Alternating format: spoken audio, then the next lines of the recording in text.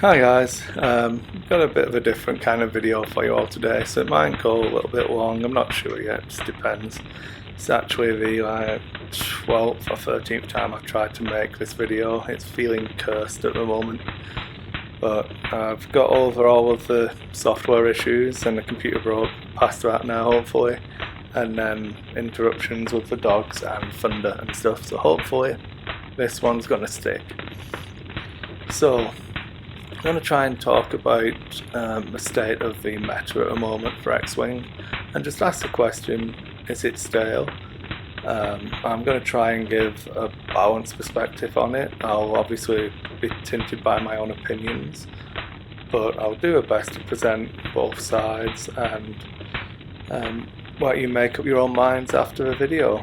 So the first thing I think is important to talk about is that I'm going to chat about the term meta in two different ways. I'm going to use the metadata of the regionals results from 2016 that have been provided to me by Major Juggler, Bob Randall, so thanks Bob, I really appreciate it. It's got a nice graph that he's letting me use for this video, so I'll bring that up shortly. And I'm going to look at the metadata with a weight of cut appearance and relative performance post-cut. So how often things are making the cut and then how often they win after they've made the cut. So it's going to be a little bit interesting to look at hard data, which you can't really argue with. It's the facts of the regionals metadata. It is what it is. And then the other way I'm going to talk about the meta is my personal feelings on it and what I try to account for when I'm building a list, which it's obviously the use of metadata is how you try and form your list and stuff like that. And it's easy to misconstrue the term, and people have different thoughts on what it actually means and stuff like that. But those are two ways I'm going to talk about it. With the first one being this graph that Bob's given me. So let's pull that up for you all. So as you can see, we have the two axes, the relative performance post-cut and the cut appearance, and it is weighted by attendance of the event. So winning a bigger regional with a list has more say on this graph than if you win a 20-person regional. So there is that to take into account as well. It should hopefully help give a more balanced view of the data. You don't get someone pitching up something new, taking out a smaller event, having just as much say as someone winning a 150 player regional. So the big thing really that immediately stands out are the outliers in both columns. So obviously we're going to look at cut appearance first, and I'll give you my thoughts on that. So the appearance in the cut, it only goes up to 24%, and that is giving the highest percentage to pulp aces at 22.4% of cut appearances that we have data for are by Palpatine aces. And this is one of the things where me and Bob tend to disagree on. Well, not so much disagree on, just Bob hasn't put the time in yet, and it's not my graph, so I'm not going to do it. But the breakdown of pulp aces, this includes a Whisper and Inquisitor Palpatine. It includes the Imperial A-holes list. It includes the original Vader Fel Palpatine. It doesn't matter whether you've got your Kagi, an Omicron group. It's all pulp aces, which is fine. It's a fair assumption as long as you accept that that is one of the reasons why it's so high, is because of the lack of breakdown compared to some of the other lists that we have. For example, when we come to it, Dengaroo, which is all the way up here, was broken off from Punishing One, because Punishing One was originally a little bit higher, but included the stats for Dengaroo. So it wasn't until Bob picked out the fact that the Dengaroo archetype was becoming more and more popular, but he split that off from the data, and then suddenly you get the break. So I think it'd be interesting to see which variations of pulp aces are doing well compared to others and things like that, but that'll be a time for a future show probably. Next biggest appearance in the cut would be triple scouts. So that doesn't matter what they've got, as long as there's 3 scouts on the table, whether it be a bumpmaster and 2 torpedoes or a full-on wolf pack of just 3 torpedo boats. It's all lumped into that one. And they're making the cut, 12% of the cuts are triple scouts.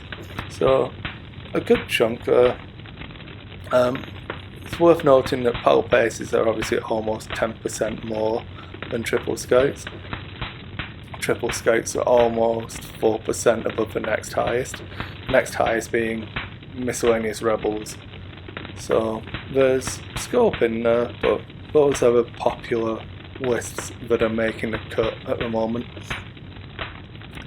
Then when we come to the relative performance post-cut, you have the massive outlier that is Dengaroo. Obviously it's a new on vogue popular list at the moment, being made more and more popular. I know I've already done a video on it. He talked about it on Nova Squadron Radio. I know other podcasts have touched on it and stuff like that. So it's hardly surprising that it's become more popular.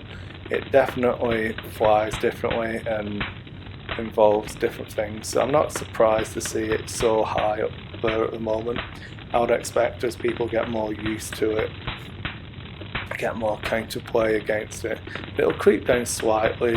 I'd expect it to still be sitting above the 150 mark, but we'll see. The key thing to say is that although it's winning a lot more, it's because it isn't making the cut as much. So relative performance is obviously all relative, and that's why it's weighted so highly, because you don't make the cut that often with it, but when it does, you do well, because people aren't seeing it as much. And the same kind of thing, obviously the 2 crack swarms, whether they be A-Wing or the TIE Squadron, the Black Squadron crack swarms, they're also pretty good squads, not quite as popular as triple scouts and pulp aces, and mainly in my opinion because of the demand of having to fly a swarm. It's a lot more grueling of a day for those big events, so that's why I think it's sitting around there. Then I feel like it's worth mentioning that Brobots actually have the 4th best relative performance above triple scouts and pulp aces. So that for me goes to show that they are still a force to be reckoned with. You have to take them into account when planning any lists. They have a good game against triple scouts, they have a good game against crack swarms, and they do well against Dengaroo, ironically. It's all about the matchups for robots. If they can avoid the pulp aces and let those get knocked out by other things, I think you're in a very strong chance of winning. So, looking at this data, I feel like I can come in and say that, in my opinion, the meta doesn't look that stale to me. I mean, you've got outliers where obviously pulp aces are up there a lot. You've got certain squads that are just seem really powerful when you get there, really hard to beat. And then you've got this pack around here. You can probably go to triple scouts and all that stuff.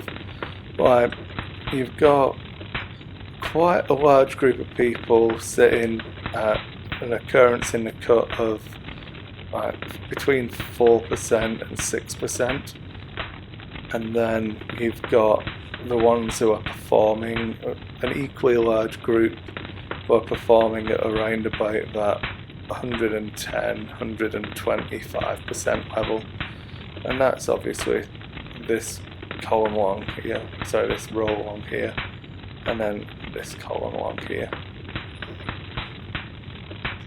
So I feel like there's a good enough spread in there that when you consider some of the older metas, I mean, if you're new to the game, I understand why it might seem stale, but having lived through, you either take Whisper or you take Fat Han in Wave 4 meta, I feel like this is a lot more varied. I think that's probably all I'm going to use the graph for, to be honest. I'll come in and I'll just chat about my other thoughts on it. There we go.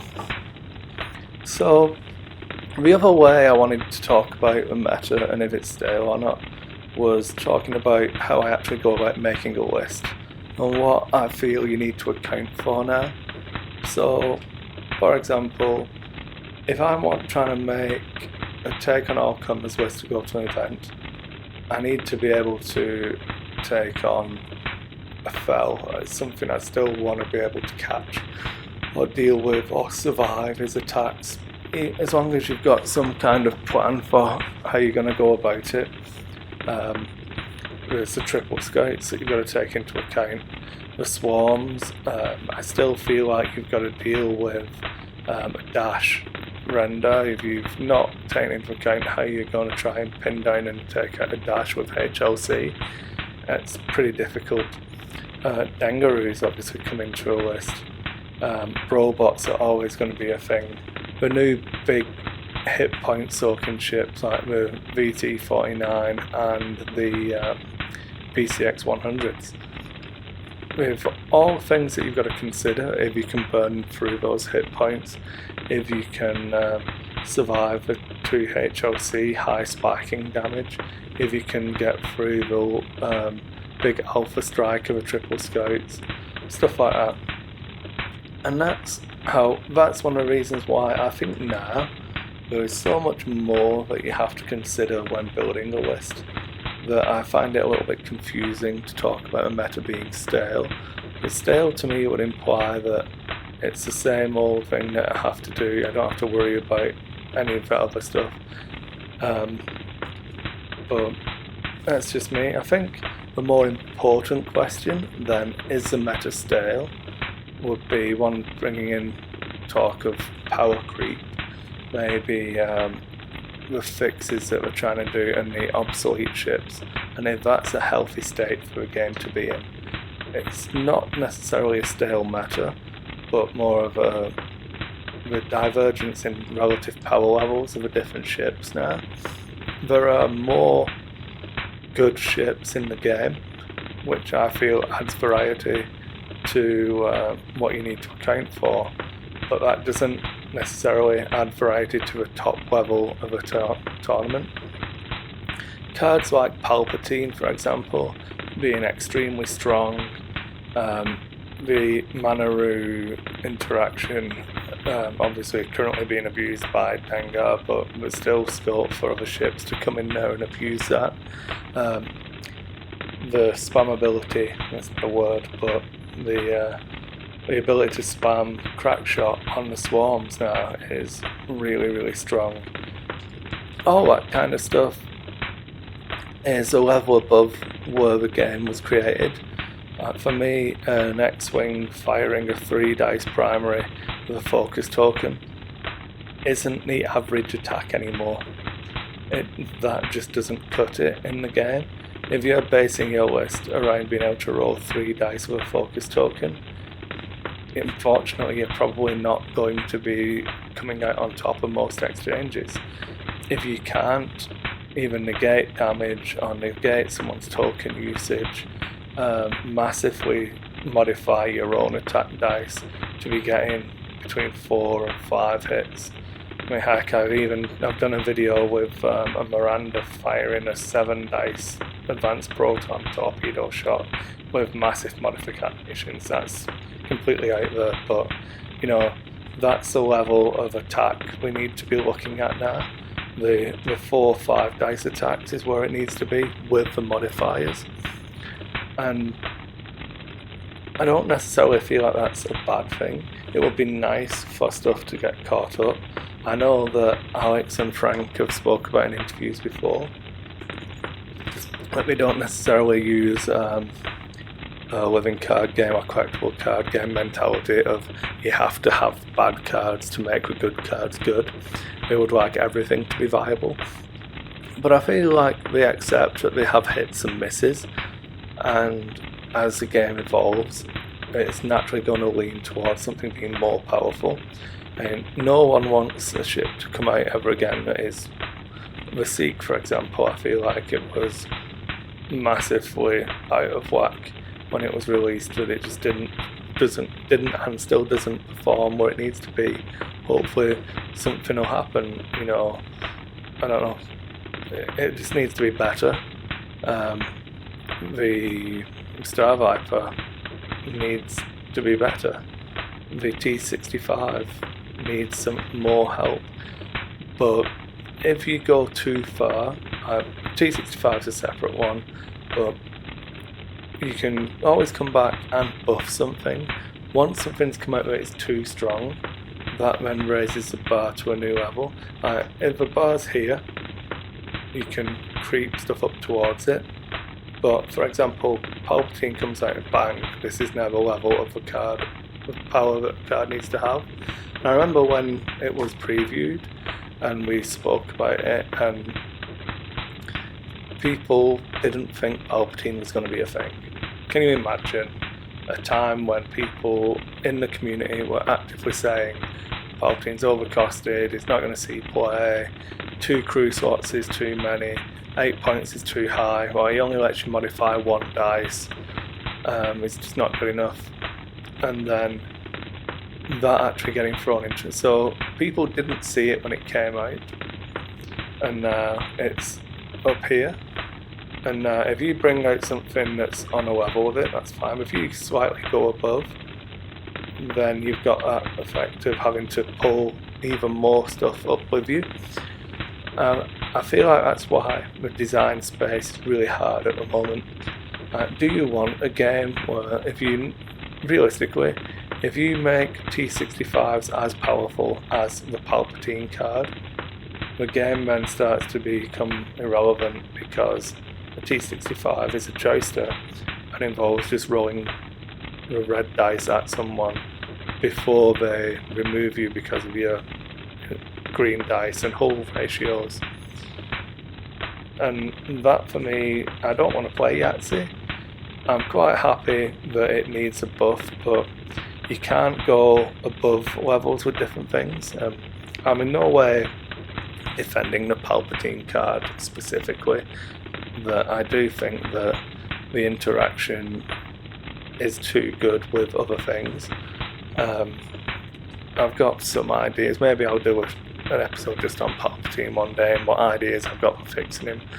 But I feel like that's more of a problem than the actual meta itself. That obviously Palpatine helps define the meta in that he raised the bar of what is acceptable. So whilst the bottom has been cut off, removing a lot more ships from viability, I feel like what we're left with is still more varied than what we've had before.